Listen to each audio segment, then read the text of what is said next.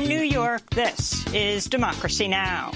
There hasn't actually been such a significant attack on the freedom of the press, the First Amendment, which is the bedrock of our republic, really our form of government, since my case in 1971. Pentagon Papers whistleblower Daniel Ellsberg testifies at the extradition hearing of WikiLeaks founder Julian Assange, urging Britain not to send him to the United States, where he faces 175 years behind bars. We'll find out why. But first, we speak to award-winning Sudanese journalist Naima El-Bahir about her stunning new CNN expose. It's called Yemen, a crisis made in America. In previous CNN investigations, we traced serial numbers on armaments in Yemen back to arms deals between Saudi Arabia, the UAE, and the US, proving that the US government has profited from the chaos of the war in Yemen. And aid agencies tell us the aid drawdown threatens to wreak even more havoc. Plus, we go to the Greek island of Lesbos, where 13,000 migrants were left homeless after a fire destroyed their unsanitary, dangerous camp, most of Europe's largest refugee camp. We urge the Greek government to let us get out of here because life is tough here. We have experienced hunger and thirst here. It has been for days that I didn't drink clean water and I didn't have food. I'm searching for water. Otherwise, our children and I will die of thirst. All that and more coming up. Welcome to Democracy Now!, democracynow.org, The Quarantine Report. I'm Amy Goodman.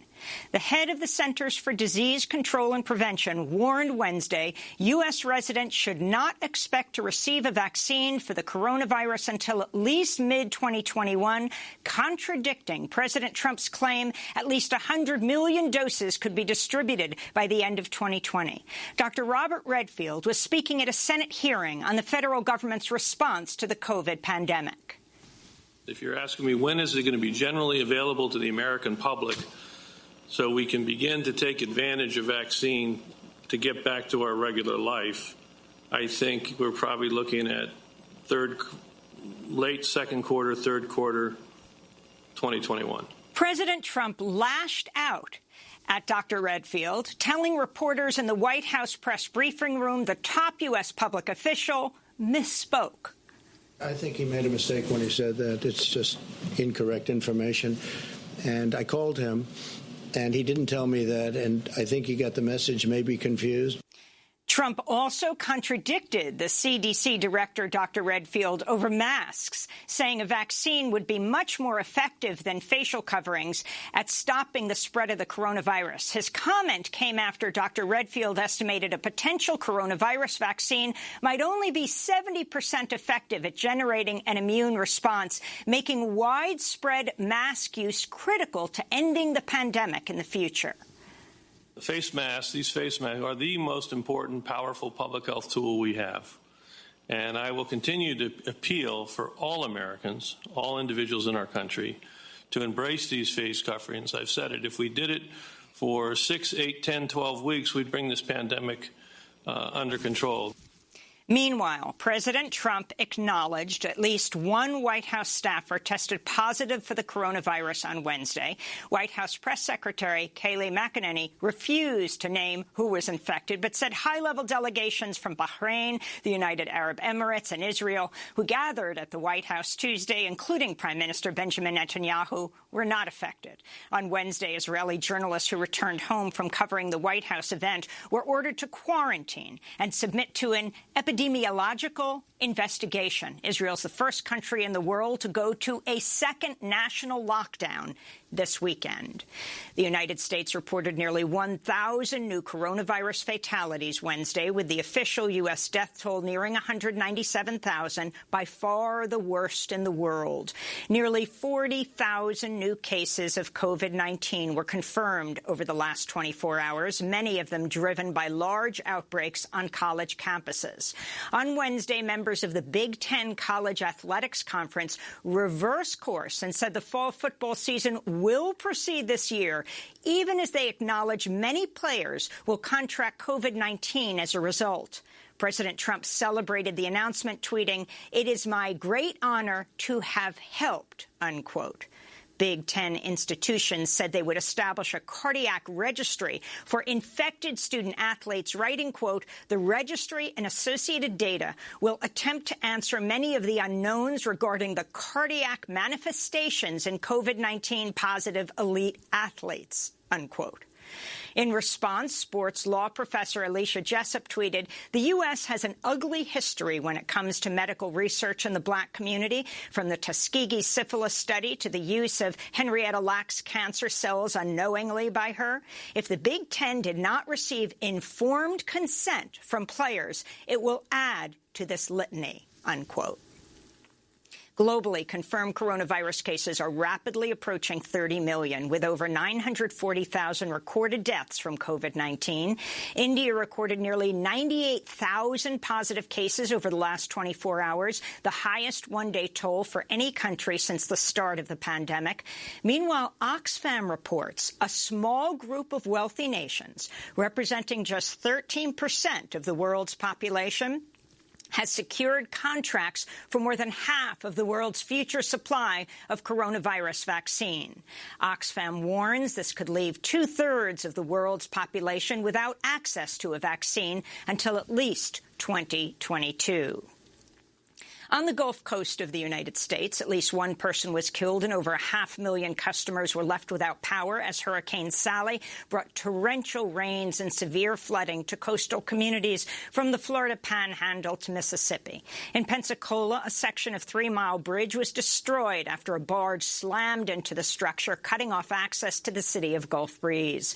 Officials say parts of Florida received 4 months' worth of rain in just 4 hours. Attorney General William Barr told federal prosecutors to consider bringing sedition charges against protesters who destroy property, accusing them of plotting the overthrow of the U.S. government.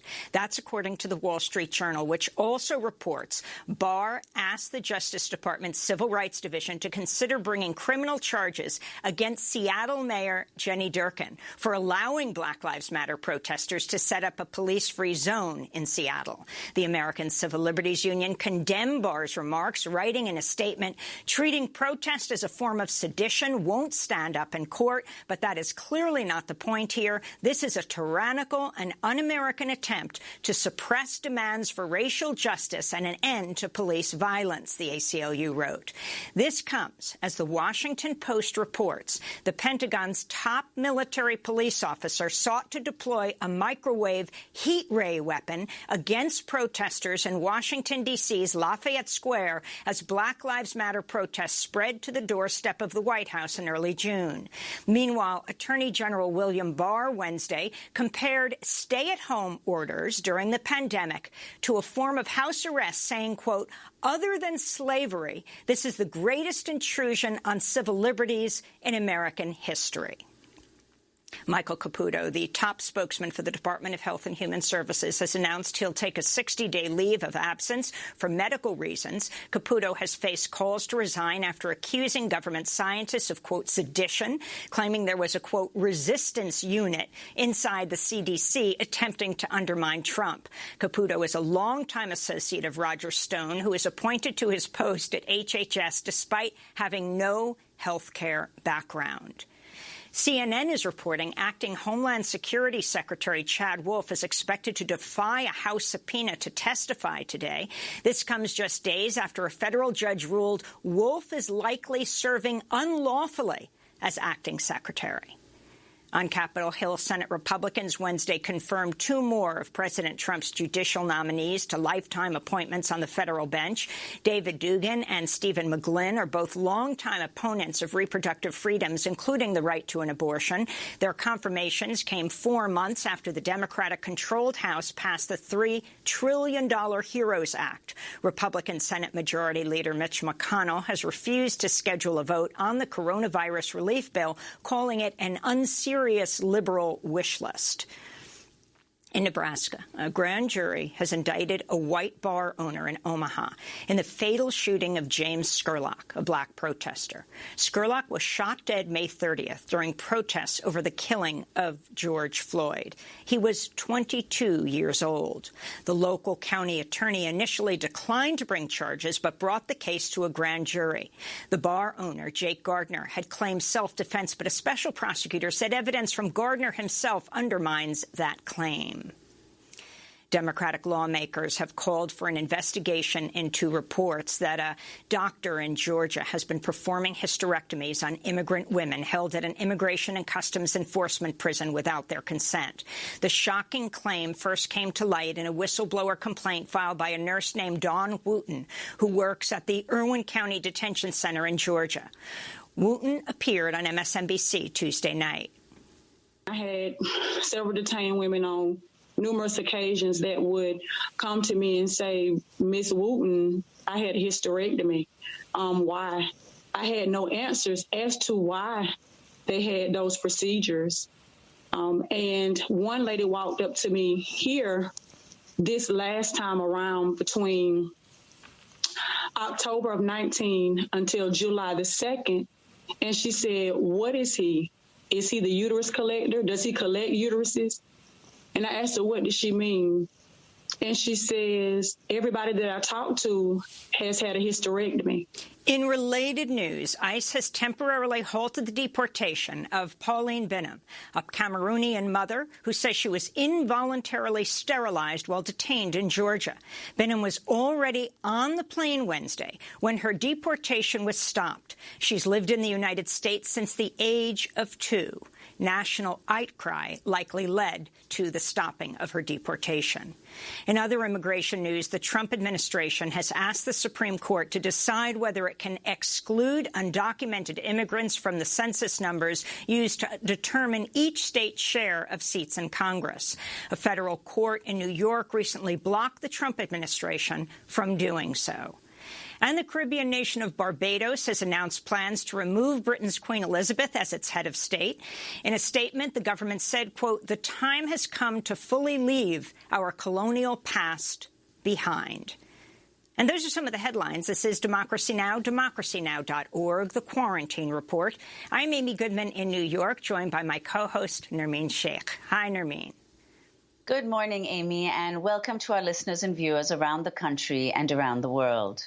Well, more than 9 months into the coronavirus pandemic, the United Nations is warning millions in Yemen, South Sudan, northeast Nigeria, and the Democratic Republic of Congo now face famine due to the compounding crises of economic devastation, violent conflicts, and lack of access to humanitarian aid. UN official Mark Lowcock said a lack of funding for humanitarian relief has pushed already precarious populations to the brink of starvation. In Yemen, where 80% of the population depends on humanitarian aid, the United States, Saudi Arabia, and United Arab Emirates have all slashed aid to the country. This comes as the U.S.-backed Saudi-led coalition continues to bomb Yemen, where millions face hunger, disease, and extreme poverty in what's been called the worst humanitarian crisis in the world, even before the pandemic. In a moment, we'll talk about the crisis in Yemen with Sudanese journalist Naima Abagir. She was named the 2020 Royal Television Society Television Journalist of the Year. She's a senior international correspondent for CNN. But first, we're turning to her report for CNN called Yemen, a Crisis Made in America. In this packed children's ward in the main Abs hospital in the north of Yemen, anxious mothers vie for attention as Dr. Ali Al-Ashwal does his rounds. This little girl is named Hafsa. Her mother tells the doctor Hafsa has 5 brothers, all malnourished. But Hafsa is the only one they can afford the medicine for. This mother of an 8-month-old tells Dr. Al-Ashwal her little boy can no longer lift up his head. He's too weak. His little belly is painfully swollen, a telltale sign of acute malnutrition. This is a tragedy. A family of 10 are all squeezed into one room. 4 of our children in 3 years dead from malnutrition.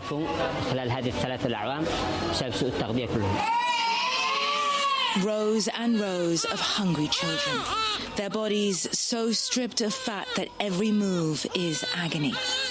Hard to believe, but these are the lucky ones. These are the children whose parents can afford the car journey to the hospital.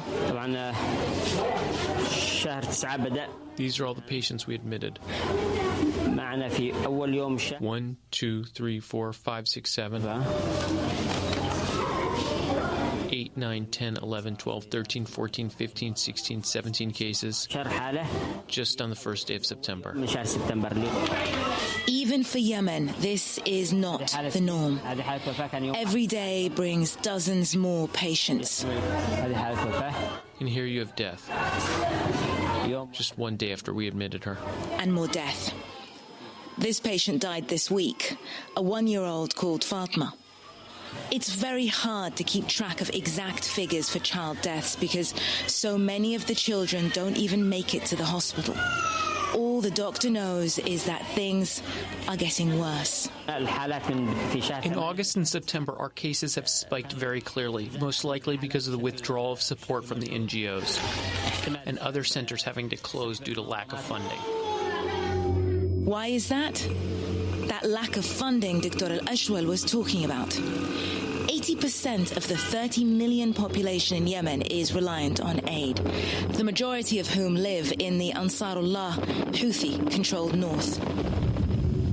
The Houthis, seeking to control the flow of aid, placed restrictions on UN agencies in areas under their control.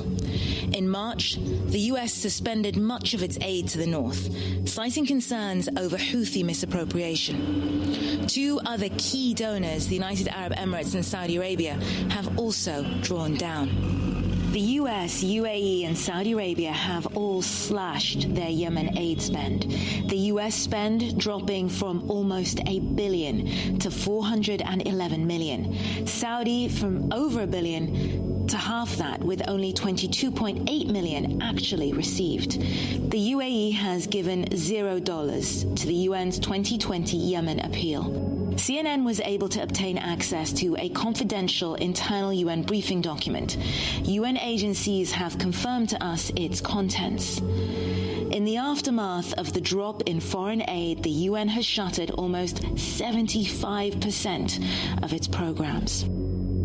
In previous CNN investigations, we traced serial numbers on armaments in Yemen back to arms deals between Saudi Arabia, the UAE, and the US, proving that the US government has profited from the chaos of the war in Yemen. And aid agencies tell us the aid drawdown threatens to wreak even more havoc. Mushariya Farah pushes her disabled son in a wheelchair. Mushariya used to receive support through a UN-funded program. Now she can't even afford to get her son Asim to hospital. Malnutrition has left Asim mentally disabled, and she has to choose between feeding him or paying for treatment. She carries him through the little alley that leads to the half-finished building site where she and other displaced families have erected makeshift shelters. Up until a few months ago, she tells us Asim was like any little boy. But after the family were displaced from their home by fighting, now they live here. I have no help. I just pray to God. The aid suspension has driven the people of the Houthi-controlled north into deeper isolation. Yemen's north could already be in famine, and we might not even know it.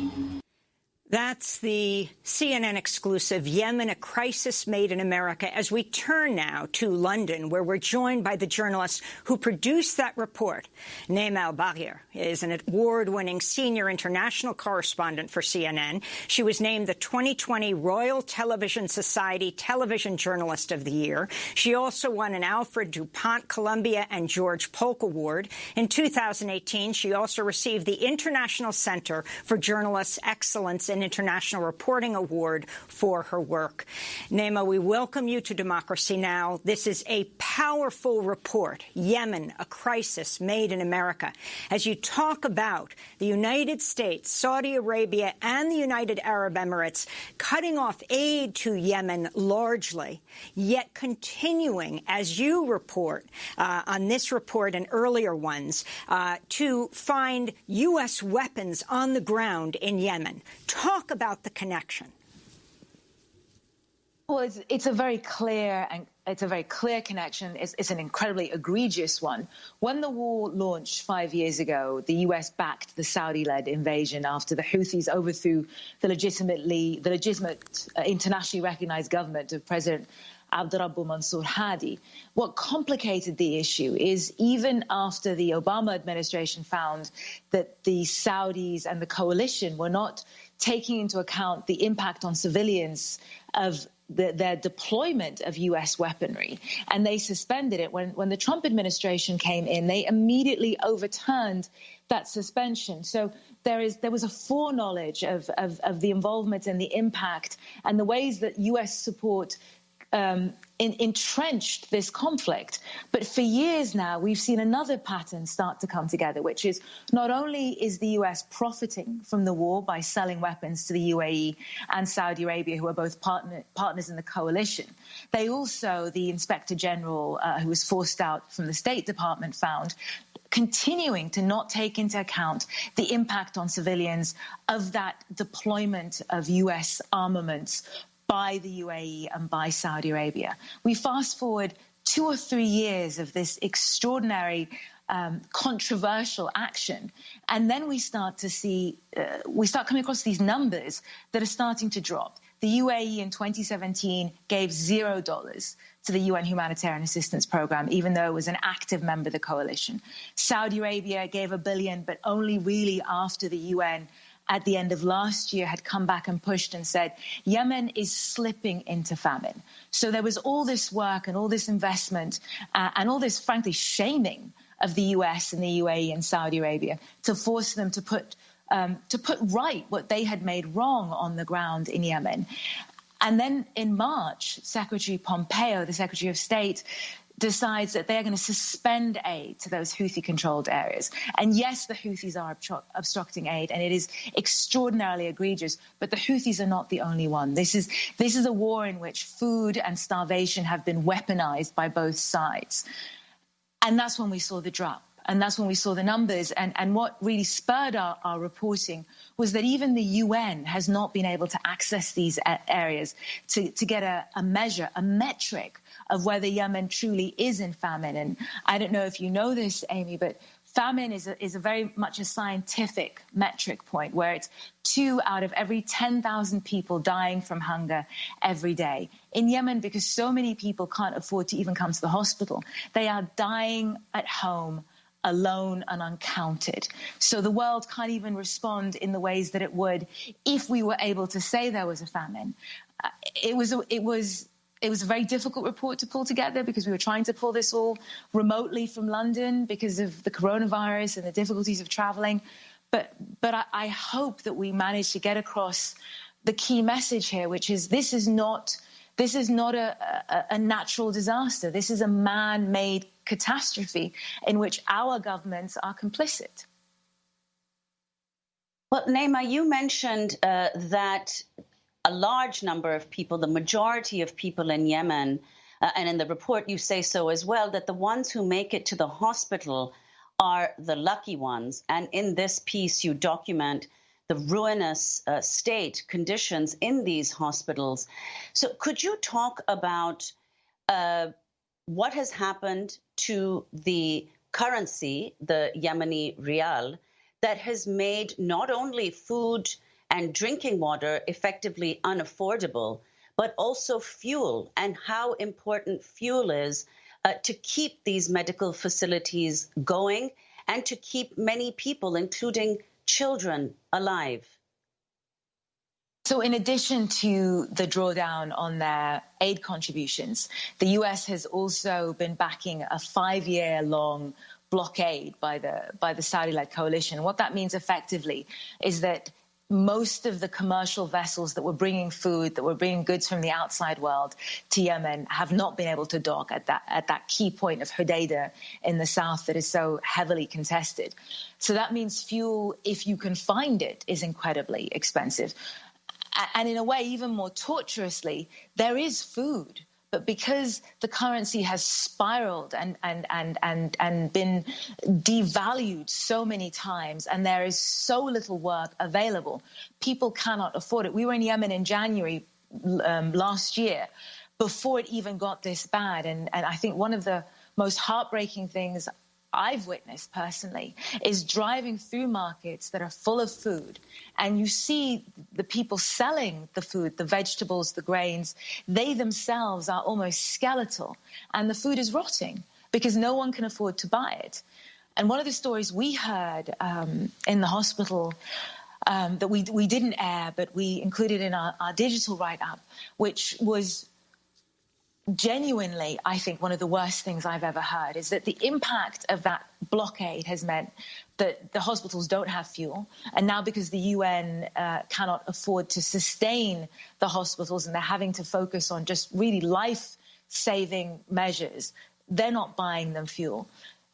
So when the electricity goes out, the equipment, the oxygen equipment, the breathing equipment that is keeping the most malnourished and the sickest children alive, that stops. And because there's no electricity, that there are no monitors to raise the alarm that stopped. And one doctor who spoke to us, his voice was breaking. And he said that he had found children suffocated to death because while they're running around trying to tend to everyone in these overcrowded hospitals, if you turn your back for a moment on a child in a different room and the power goes out, that child dies.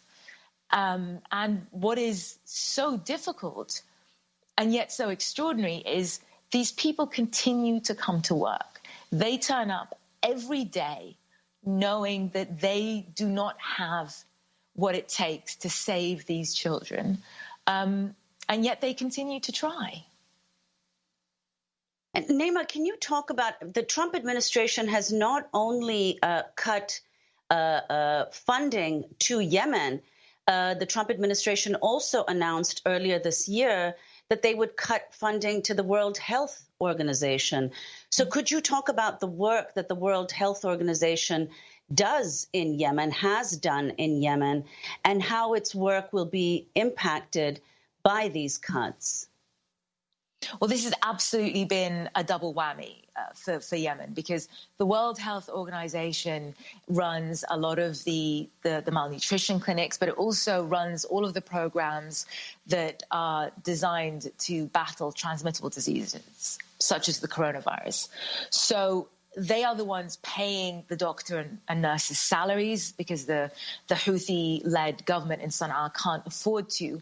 But they're also the ones at the front line of the fight against the coronavirus. It is impossible. It is absolutely impossible to get any sense of the numbers of the people that have died from the coronavirus separately to the number of the people that have died from malnutrition. But because of this, I keep saying aid drawdown, and it makes it sound so clinical. It is essentially because of this strangling of the aid that gets through to the people in Yemen. It has meant that not only are they dealing with malnutrition, because the World Food Programme has halved the aid that these people receive. So not only are you getting half rations and it's reaching half the people, but it means that people are getting food every other month. So you have to plan one meal a day. Parents are not eating so that children can eat. But then if you have the horrible misfortune of coming down with the coronavirus, there are no facilities that are able to support any kind of, I mean, we don't have a cure for the coronavirus, but even just to keep people comfortable. So one of the things that we did to get a sense of this is we started speaking to grave diggers, and even they don't have the numbers. All they can tell us is that the actual legitimate government licensed cemeteries are full. So now people are bribing grave diggers to find plots of land in places where other people cannot or will not venture, in dangerous parts of these cities, so that at the very least, they can try and at least claw back some dignity in burying their loved ones effectively, rather than leaving them to rot in a mortuary somewhere. Naima, I want to go to a briefing that Mark Lowcock, the Undersecretary General for Humanitarian Affairs, gave on Tuesday to the UN Security Council. He called out the oil-rich Gulf states for turning away from the situation in Yemen.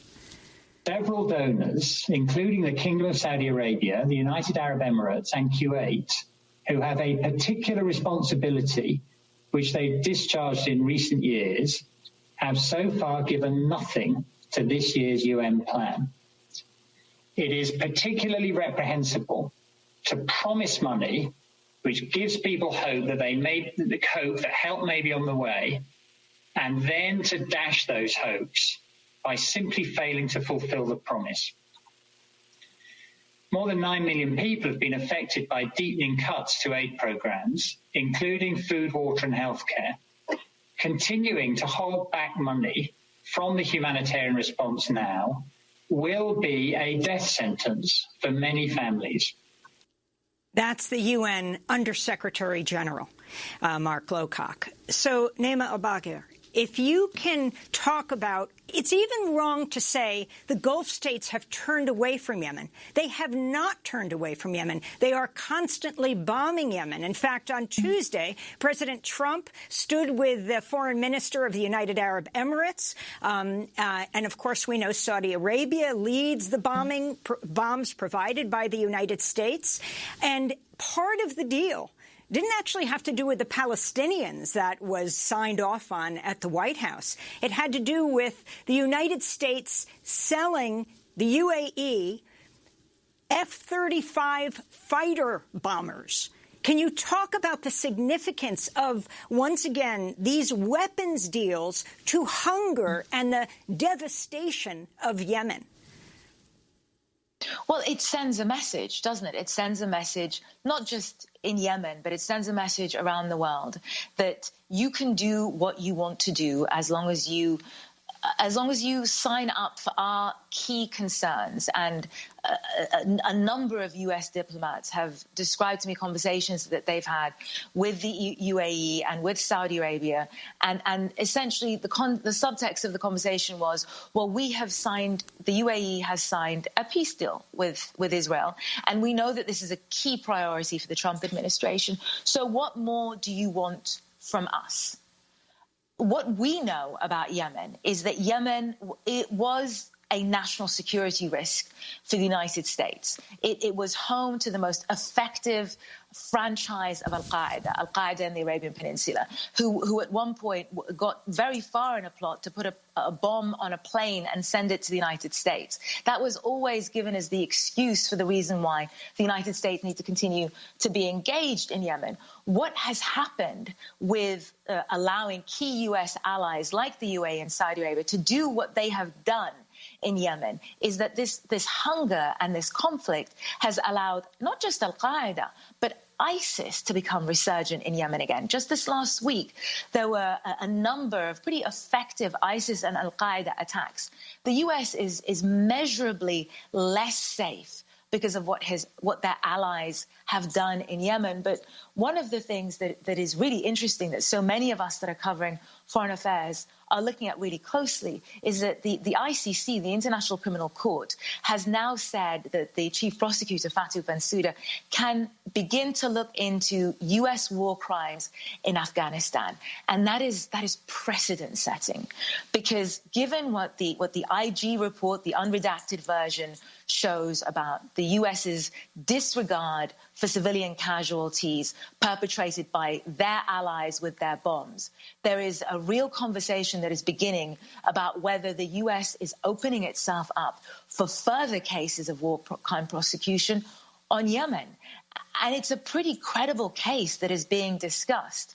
And yet, any time that you bring this formally and on record to the State Department or to Trump administration officials, they say, well, this is about American manufacturers, about American workers being able to make money out of American bombs being dropped in Yemen. And what we have seen with the engagement that we have found, not just for this piece, but also for the previous investigations that we've done, is actually I take heart from this, is that so many of our audience, whether it's in America or around the world, don't believe that. They don't believe that money should be made over the deaths of innocent civilians halfway around the world in a country that was already a humanitarian disaster, even before this ill-thought-through intervention. Naima, we just have 30 seconds, but we cannot leave without asking you about Sudan, where you are from, and your coverage of the women-led Sudanese uprising, but also Lowcock warning about the first famines of the coronavirus era hitting, among other places, Yemen and your own country of Sudan. Again, this goes back to foreign policy malfeasance on the part of the Trump administration. This is an administration that continued talks to normalize with a sitting dictator in Sudan while demonstrators were being shot down in the streets.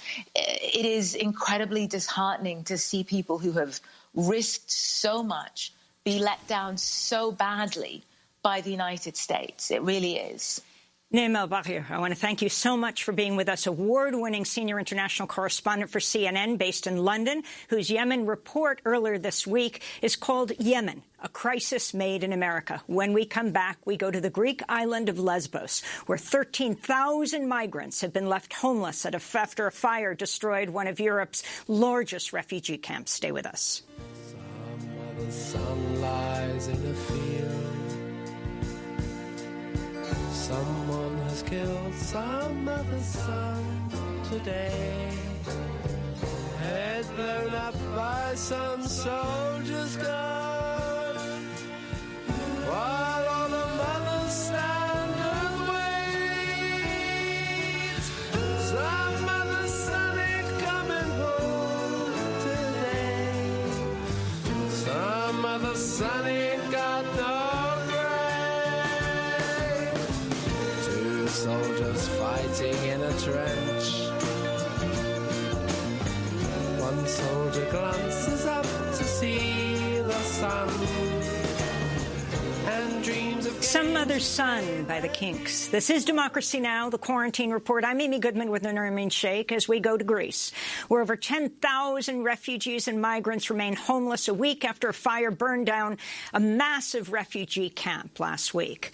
Moria is Europe's largest refugee camp. The fire left nearly 13,000 refugees from Afghanistan, African countries, and Syria without access to shelter, food, or sanitation, raising concerns about a coronavirus outbreak after 35 refugees tested positive. Thousands are now moving into a temporary camp that officials say is ready to host at least 5,000, but others are refusing to go. They say they don't trust the facility. This comes as 4 Afghan men were charged with arson Wednesday for their alleged participation in the fire. 2 more minors are being held by the Greek police but haven't formally been charged.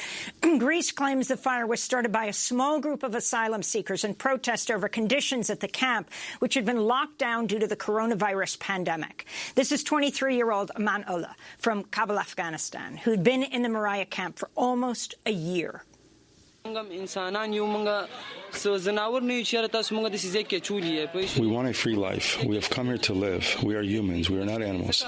They put us in this place where there is no life, and it's like a jungle. A human cannot live in such tents. And if people live here for just 1 or 3 days, they will be fed up with the situation. We urge the Greek government to let us get out of here because life is tough here. We have experienced hunger and thirst here. It has been for days that I didn't drink clean water, and I didn't have food. I'm searching for water. Otherwise, our children and I will die of thirst.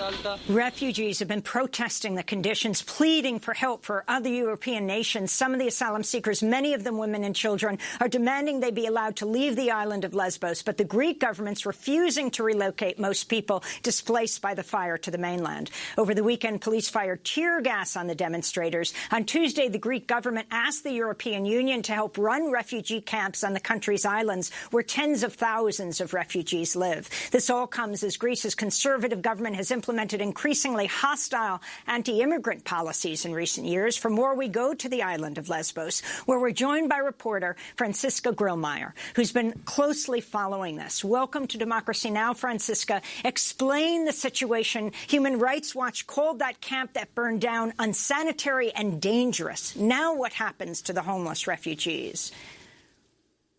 So at the moment, the people are moving very slowly into the new camp structure, but very reluctantly, I have to say, because people are really fearing to just face another prison situation like they faced for the past weeks and months and years. So this is why most of the people were staying out on the streets for 8 nights now. So the fire happened 1 week ago, and people were fleeing really with all they had on their body into the streets, and were blocked in one street part in between the camp and the main city of Mytilene.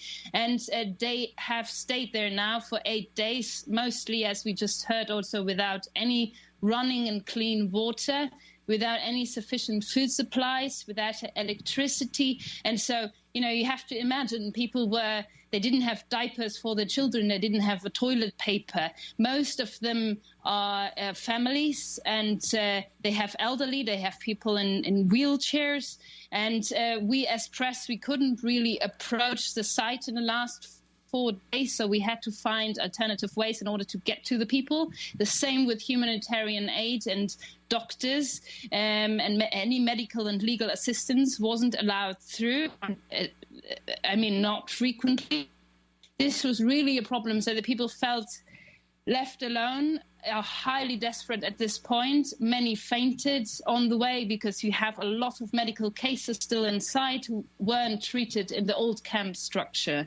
So at the moment, it's a real desperation, and the calculation of the Greek government was, in my opinion, to really break the people's spirit at this moment in order to go into the new camp facility. Many fear because it's a symbol of re-traumatization and, no safety for them.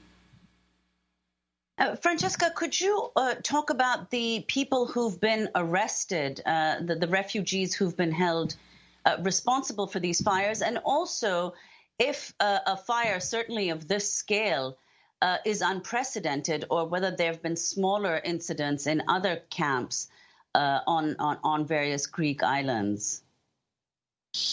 Yes, absolutely. This fire is just a symbol of the many fires that burn daily in people's lives there. Many fires physically broke out and also killed many people in the last years. But also a fire symbolically is really in not getting any medical treatment and not getting any school or medication into pharmacies. You can't just walk out, and pull up, a bathing suit and go swimming or go to the cinema. It's not the case inside of these camps. These are not really camp structures.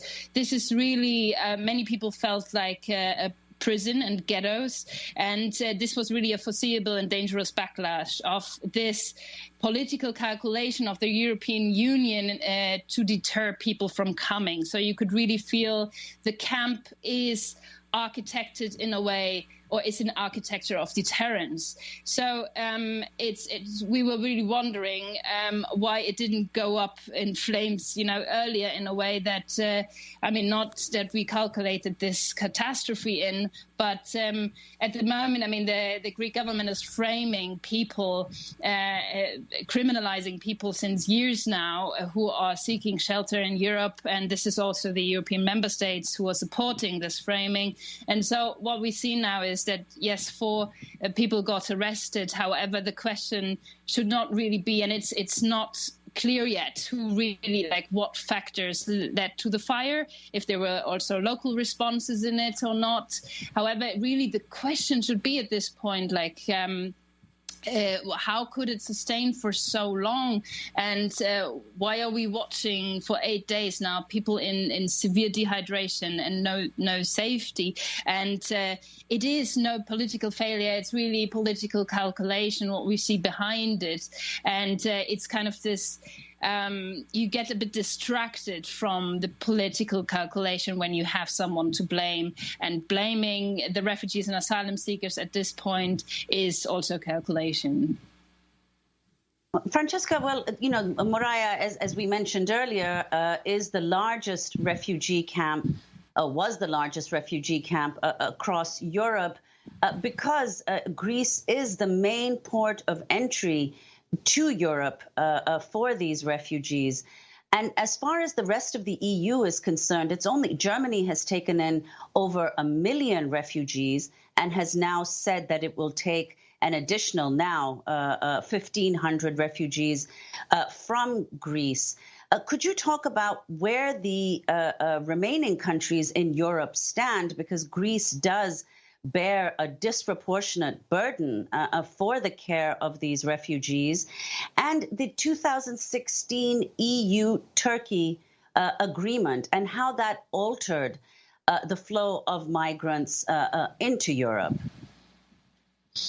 Yes, absolutely. So what we can see at the moment is really the result of an externalization campaign by the European member states, which means that you shift the responsibility absolutely towards the border countries and to the Aegean Islands, as we see it here in Greece at the moment. So not shouldering any responsibility from many member states of the EU and pushing Greece also to the margins. Really pushing them over the brink, actually, in the share they have to take at this point.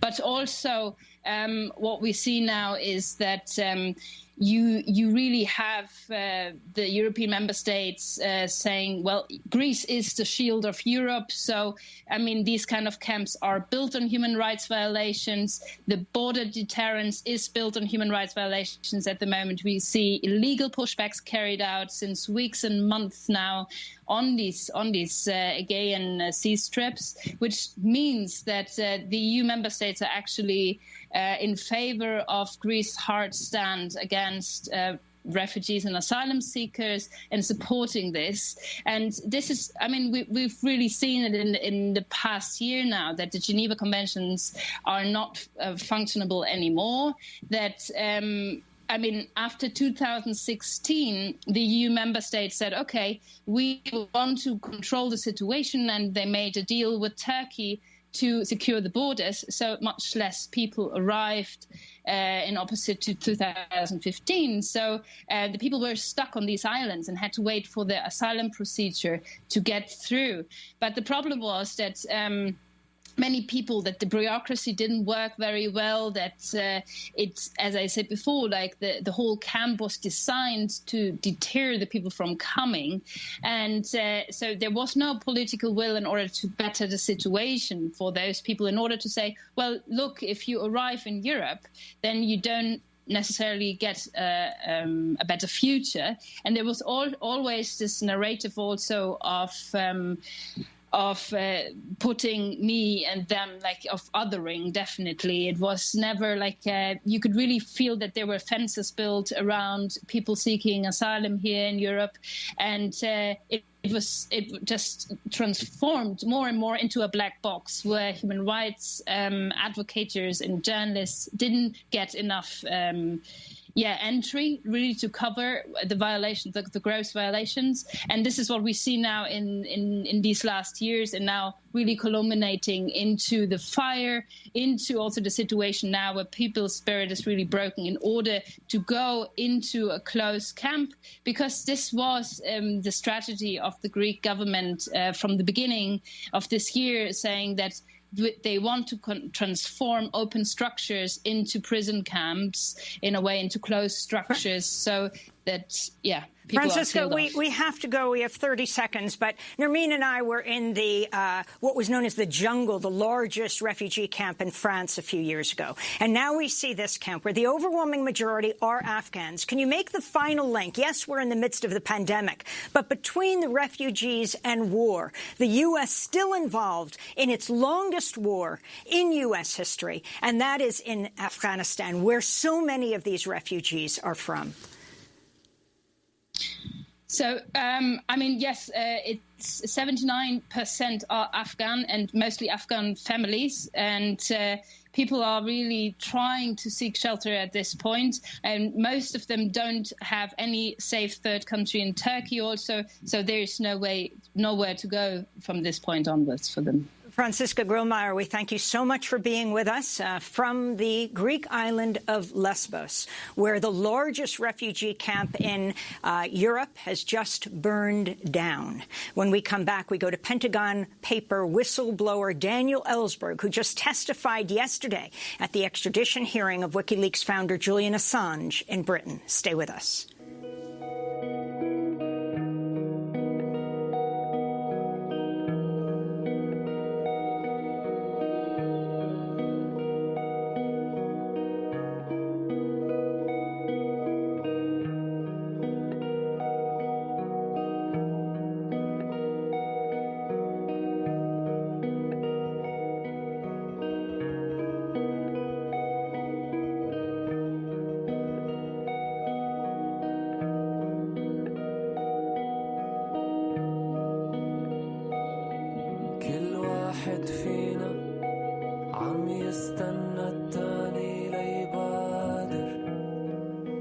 The refugee band Khabezdal. This is Democracy Now! I'm Amy Goodman with Nermeen Sheikh. As we turn now to the press freedom case unfolding in London, where Julian Assange, founder and editor-in-chief of WikiLeaks, is fighting extradition to the United States over an ever-evolving array of espionage and hacking charges. Assange faces almost certain conviction if extradited here, and 175 years in prison. U.S. prosecutors allege he conspired with whistleblower Chelsea Manning, who had been a private in the U.S. Army, to illegally download hundreds of thousands of war logs from Iraq and Afghanistan, along with a huge trove of classified cables from the U.S. State Department. Experts have lined up to defend Assange, including the legendary Pentagon's paper whistleblower Dan Ellsberg, who testified Wednesday at the extradition via video stream from his home in California, in Berkeley. In 1971, Ellsberg was a high-level Pentagon analyst when he leaked a top-secret report on U.S. involvement in Vietnam that became known as the Pentagon Papers, which documented how officials had lied to the public about the war. Like Assange, Ellsberg provided the leaked documents to the New York Times. Also like Assange, Ellsberg was charged under the Espionage Act and could have spent the rest of his life behind bars, though a judge threw out his case when it was revealed that President Nixon had ordered criminal break-ins seeking damaging information on him. Dan Ellsberg joins us now from Berkeley. Welcome back to Democracy Now!, Dan. We don't have that much time, but talk about why you testified at the extradition hearing, asking that Julian Assange not be sent to the United States, though we should say he has basically been in captivity for almost 8 years now, having gone into the Ecuadorian embassy, where he got political refuge, but was there for years before a new right-wing government in Ecuador revoked that political asylum status. And the British authorities came in and ousted him and brought him to the Belmarsh prison, the high-security prison in Britain. Yes, I'd like to focus, Amy, on the larger implications of this case, since we only have a minute or two. Really, the American press has remained in kind of a state of denial for 40 years, really, since my case, that the Espionage Act has wording in it that could be aimed directly at them, at the journalists and publishers, although until this case, it hasn't done so. So now the American press is staring right down the barrel at the use of the Espionage Act against American journalists and publishers for doing journalism, for doing what they do best, at their best every day, of getting information that the government doesn't want known to the public because of their wrongdoing, their lies, their crimes, whatever. There's a lot of those, and that's what is mainly the secrecy system is intended to protect indefinitely. Now, it's not only American journalists here, although the American First Amendment, the core of our form of government, I would say, is at stake at this right now and is being attacked. Actually, if Julian is extradited, as I say, as you said, it will lead to prosecution here and probably conviction, and he will be the first journalist and publisher, but not the last. New York Times probably won't be the second either. It might be the third or the fourth, and you, Amy, as well. So everybody has a stake in this. Meanwhile, if Julian is extradited to the United States to face these charges for doing the journalism that he has, the charges that are made against him, no journalist in the world is safe from life imprisonment in the United States of America. So the stakes here are enormous. And for freedom of the press anywhere, ours is far from perfect. Other places have less, a few have more. But the possibility of freedom of the press and thus of democracy is at stake all over the world in this. That sounds almost certainly like hyperbole, and it isn't. The prosecution proved yesterday that they're basing a lot of the case, first of all, on not so much with me, but with other witnesses, on the fact that Chelsea Manning was encouraged by Julian to give this information, and he actually asked for documents. I can't count the number of times I've been asked for documents, as was quite proper for journalists. So that conspiracy is something that every source goes through with every journalist who uses sources. On the question of what the damage he has done, the government is seeking to focus on the fact that names, unredacted, were subject in their minds, and quite understandably, plausibly, to danger in the countries where they were by being published. As I pointed out to the prosecutor, the way to stop that danger from occurring was to stop the publication of those names. And those were not names that either the media or WikiLeaks or Julian Assange wanted to put out. On the contrary, the media and the government was well aware, the media was participating, that they were making enormous efforts to redact from this mass of documents the names of anyone who might be put in a feeling of anxiety or danger or might be in real danger. And they called on the government to supply those names that they could take out. It was in the government's capability to prevent those people, not all of whom they could get in touch with, from even being revealed at all, even being in a state of anxiety, and they chose not to do it. They have total responsibility for the anxiety, the fleeing of some of them from their countries, total responsibility, I would say, the government, since they could have prevented that, and they chose not to. I can only infer that they preferred to reserve these charges against Julian Assange eventually, rather than to protect those people from the possible danger that they were put in. Finally, it's utmost cynical, as I was listening just now to the reports you're making. We're talking of people who are refugees from a state of war that the United States initiated, first with attack on Afghanistan, but in particular with its aggression against Iraq. And I did mention this the other day to the prosecutor, that it's, I can only say cynical, I could use other words, to say that our government is worried about 100 or 200 people being made anxious and concerned, and some of them asking to leave the country with U.S. help. To be concerned about those people when this government has led to the flight of 37 million refugees from the American-initiated wars, the plight of some of whom you've just described, it's a mockery.